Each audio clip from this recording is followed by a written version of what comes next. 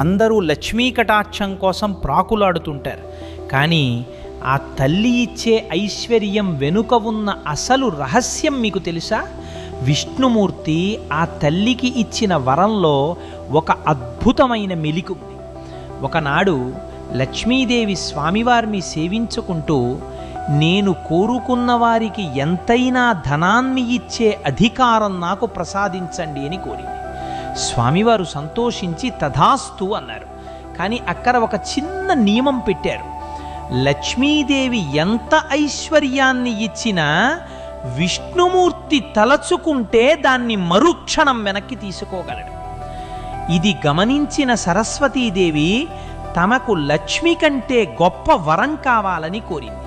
అప్పుడు స్వామివారు, తల్లి, నీవు ఇచ్చే జ్ఞానాన్ని మాత్రం ఈ సృష్టిలో నేను కూడా వెనక్కి తీసుకోలేను అని వరం